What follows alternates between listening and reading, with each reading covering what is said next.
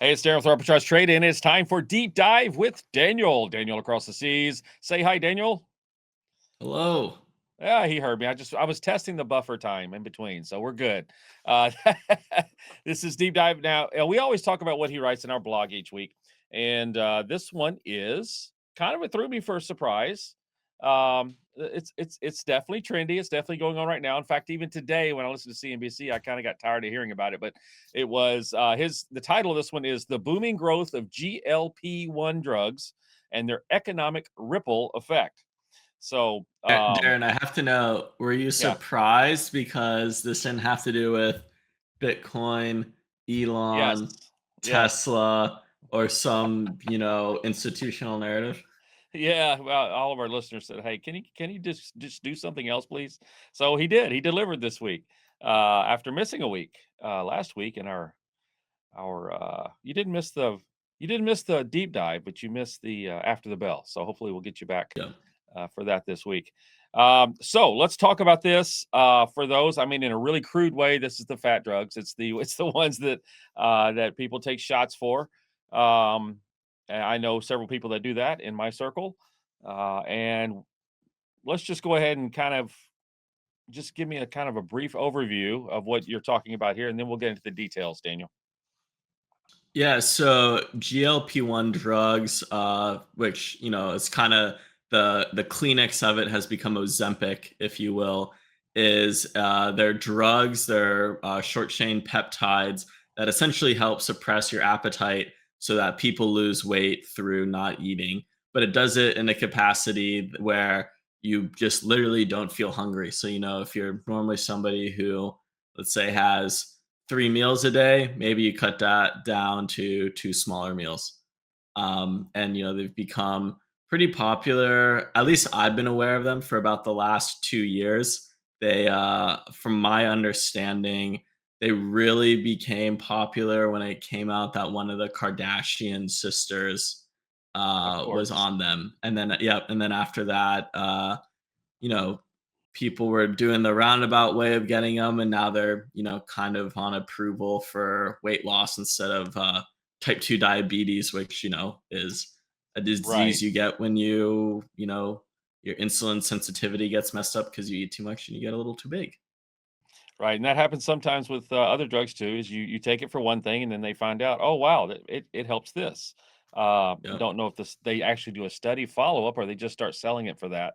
I don't know which one. But I you mean, know, when you make a billion dollars in sales, you kind of hope you can just keep pushing it.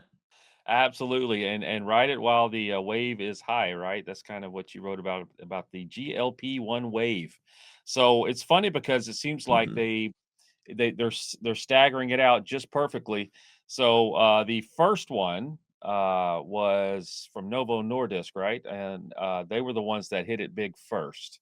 And by the way, the industry in general is approaching a $1 trillion valuation, and it's predicted to go past 133 billion in sales by 2033. And you keep getting new updates to that, of course, as they keep pushing it. It was 130, now it's 133 by a new analyst who may or may not also be having a really good price underneath everybody else right now. So it's amazing how that happens. But first of all, it was Monjero and Ozempic, and we go. Well, actually, it was Monjero and Ozempic or Wegovy. Is that those are the Yeah. three big ones, Yeah. the three big We players, go right? be. Yep. Yeah, and then lately it's been Ozempic, and that's the one that they're really pushing hard right now. And that's Eli Lilly, right? Okay, They're so Monjero. Monjero Yeah. is Eli Lilly, and then Ozempic and Wegovy is Novo. Gotcha. Yeah. I should know because, like I said, they push it so much on financial TV. So if you watch any part of that, the three things that have been constant have been, first of all, was EV. That's finally kind of gone down a little bit. Then it was AI. Old McDonald had a farm. AI, and now they're starting to push. They need the healthcare because it's been down, so they need that sector to pull up again. So why not just do it all through these three different uh, diabetic slash weight loss drugs, right? Yeah. And now it's time for Eli. So I looked and saw that.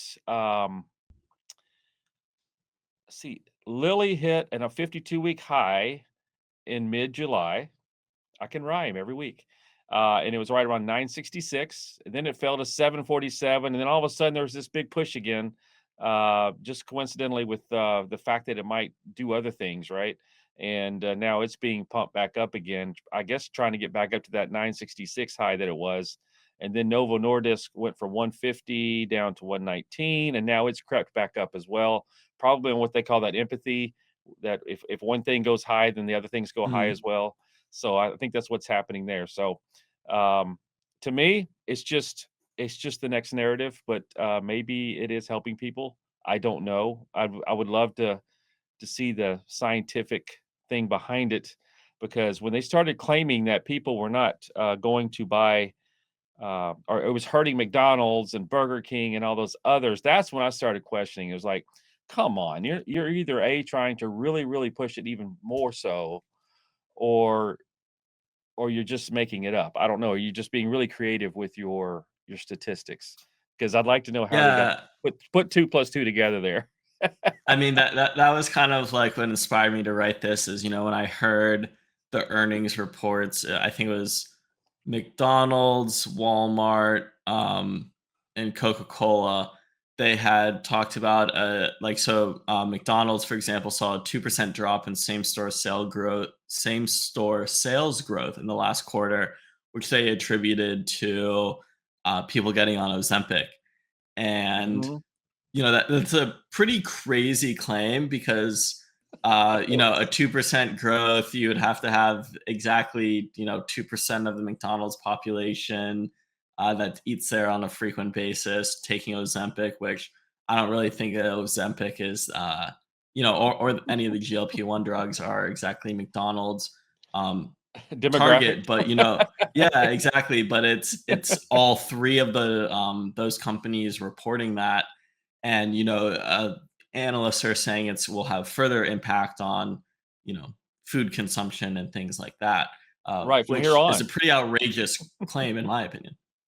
forever and ever. It's just gonna be there forever and ever. So just that number's gonna keep going up over 133 billion, and growing, like McDonald's says, and serving, et cetera, millions and millions served. Um, the thing I have is, to me, it's still a wealthy drug. It's one that people have money can actually go and buy, or sacrifice or charge like the rest of the country is doing for everything else. But I did some study a little bit on that, on the insurance and what it covers and what it doesn't cover. But the costs were anywhere between about mid 900s up to mid 1300s per month.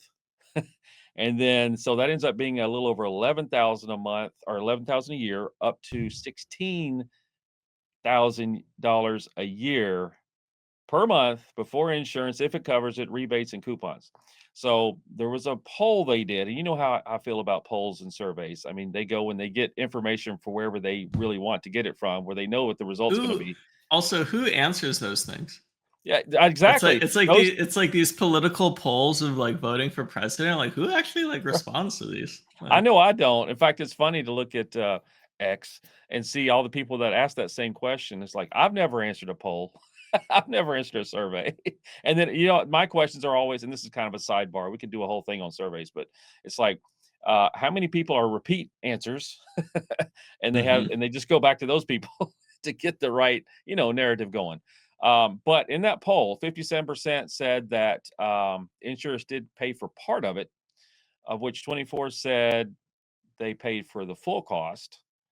I'd like to know who those insurance companies are. And then 19% said that they actually got no coverage at all, so they had to cover it themselves. So when you're talking about that much money, again, the demographic, I don't think we're talking about, in general, 80% of the public. I think we're talking about that top 20 that takes all the trips every. That's filling Mm. up the airports, and they're the ones keeping the whole travel industry up right now, so that they can talk about that too. But I mean, with insurance, I mean, it's just no way. Going back to what you said, as far as the whole McDonald's and all those sales are going to go down. It's like, no, the reason they were going down is because inflation was going up and people were buying less. So that to me, and then they took the opportunity to tie that to the fact that because people are taking these drugs, that it's basically going to make America healthier again, I guess. What is that? Yeah, you know, MA, I is that don't think MAHA?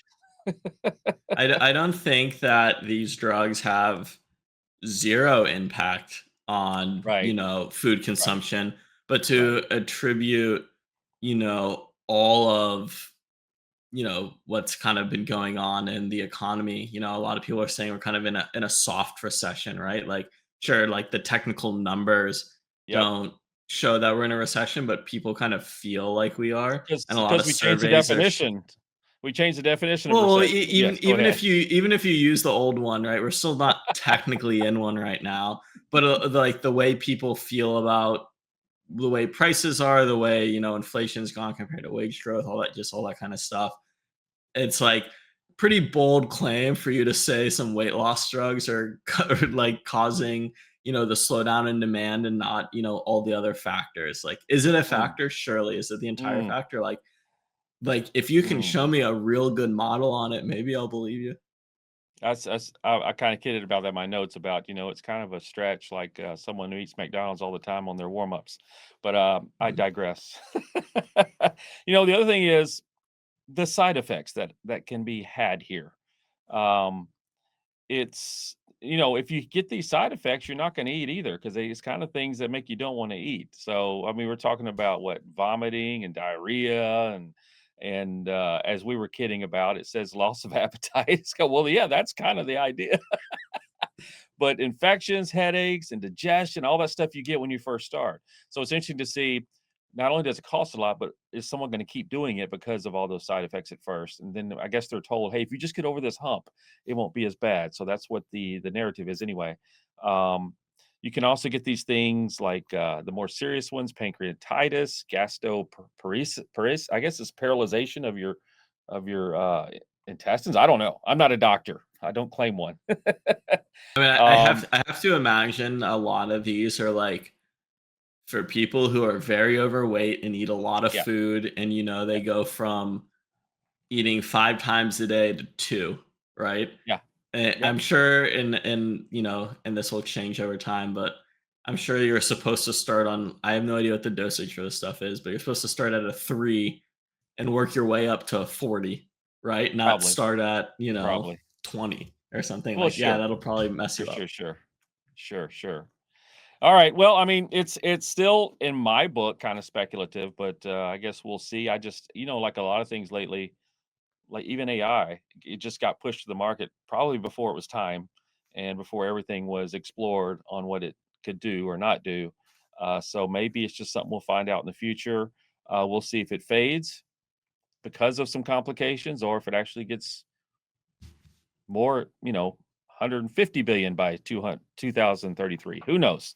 I'll take the long on this. I think it becomes more popular. I think it will too. Because what's going to happen, and I kind of touched on that, is insurance. It's going to be a matter of insurance will cover it or not. And if insurance does start covering it, it's going to be more expensive for them to cover it because it's something that they're going to start covering that they didn't cover before, except for diabetes. But then if they spread it out to just overweight being able to take it, that's just an interesting conversation that's gonna go back and forth. But then you have a Mhm. lot of people that are gonna jump into the game, and then the cost of it's gonna come down, the margins are gonna come down, and therefore the margins for these companies is gonna come down as the competition increases. But that's just like EVs and AI and everything else. That's the capital markets. All these great, huge margins they're getting right now would just get started to get shrunk and shrunk and shrunk. Kind of like waistlines, I guess. And then, you know, That's the goal. Everybody wants to I shrink guess with so. this. That's it. All right. Well, let's shrink this down to the end here. Appreciate you bringing this in. It's a nice change from just that hard business financial thing, but it is a financial thing because it is going to be a lot of money for a lot of certain people for the next infinitum, I guess. As long as people are eating McDonald's, people will need these. Yep. I don't think that'll be on one of their promotion lines. All right. Appreciate it, Daniel. I will see you fresh off your vacation, looking all smiley and San Diego, Californian with the bright teeth and everything. Did I get a little tan? Did I get a little tan at All all? My fresh, my all fresh. my nose got really sunburned at one point. Nice, nice. They have products for that. Uh, we, will, we will see you next week, Daniel. Thanks for having us or having me. Let's see. Thanks for coming to our show, which is your show, Deep Dive with Daniel. See you next time. I'm happy to have me. See you there. See you.